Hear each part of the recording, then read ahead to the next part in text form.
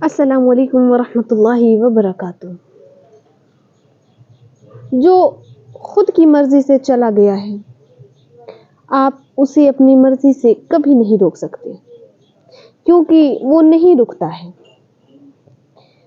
جس نے آپ پہ گیو اپ کر دیا ہے آپ اسے زبردستی اپنی ذات پر مسلط نہیں کر سکتے ہیں، اور زور زبردستی کرنے سے رشتے ٹاکسک ہو جاتے ہیں، اتنے ٹاکسک کہ پھر ہمیں خود ہی انہیں چھوڑنا پڑتا ہے، کیونکہ ایسے رشتے جو زبردستی بنائے گئے ہوں، جو ایک دوسرے پر تھوپے گئے ہوں، جس میں ایک دوسرے کی رضا شامل نہ ہو، وہ رشتے ہمیں کبھی خوشیاں نہیں دے سکتے۔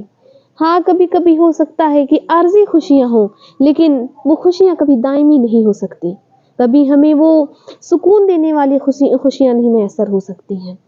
تو آپ کسی کو خود پر مسلط نہ کریں، اور نہ خود کسی کے لیے اتنا مجبور ہو جائیں، یا خود کو کسی کا اس قدر عادی نہ بنا لیں کہ جو آپ کی عزت نہیں کرتا، آپ کو لوگوں میں ذلیل کرتا ہے، آپ پھر بھی اس سے بے پناہ محبت کیے جا رہے ہیں۔ اگر اس شخص کو آپ کی محبت کا، آپ کی سیکریفائسز کا کوئی بھی کچھ بھی فرق نہیں پڑتا، تو آپ اس پر اپنی یہ محنت ضائع نہ کریں، بلکہ اس محنت کو اپنے اللہ پر خرچ کریں، اس سے مانگیں۔ اور اللہ نے تو ہر کسی کے لیے جوڑا بنایا ہے۔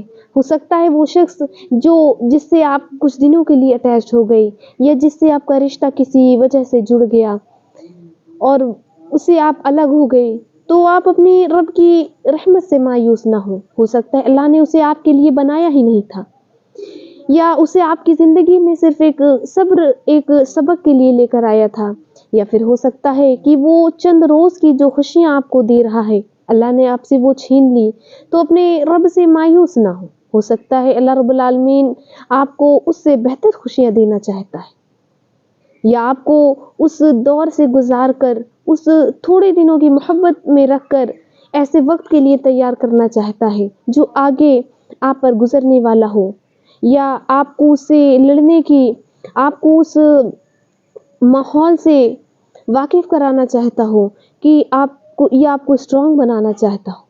اللہ کی مصلحت سے تو کوئی واقف نہیں، اللہ تو بے نیاز ہے، وہ اپنے بندوں کے ساتھ برا نہیں کر سکتا، وہ اپنے بندوں سے تو 70 ماؤں سے زیادہ محبت کرتا ہے، وہ اپنے بندوں کو کبھی اکیلا نہیں چھوڑ سکتا۔ تو آپ اپنے رب کی رحمت سے کبھی بھی مایوس نہ ہو، اور آپ کو اللہ نے خود اتنا اچھا بنایا ہے، کیونکہ اللہ فرماتا ہے قرآن میں کہ اس نے ہر کسی کو بہت ہی اچھی چیز کے ساتھ پیدا فرمایا ہے۔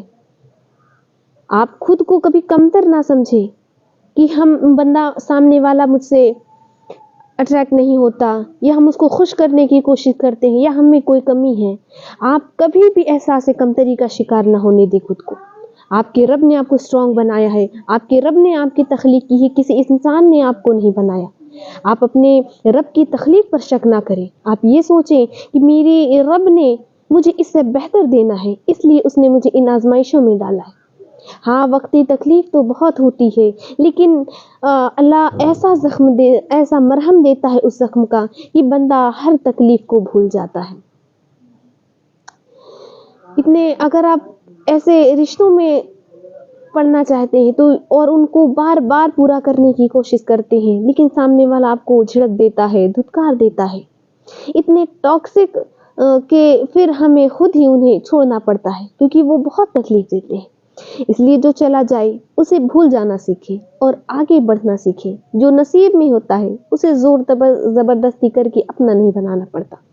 اگر اللہ نے اسے آپ کے لیے لکھا ہے تو آپ کو کسی بھی زور زبردستی کی ضرورت نہیں، اللہ خود بخود اس کو آپ کے لیے آسان کر دے گا، وہ ہر حال میں آپ کا ہی ہو جائے گا۔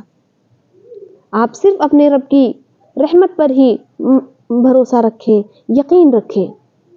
جو نصیب میں ہوتا ہے اسے زور زبردستی کر کے حاصل نہیں کرنا پڑتا، وہ ہر حال میں آپ کا ہی رہتا ہے۔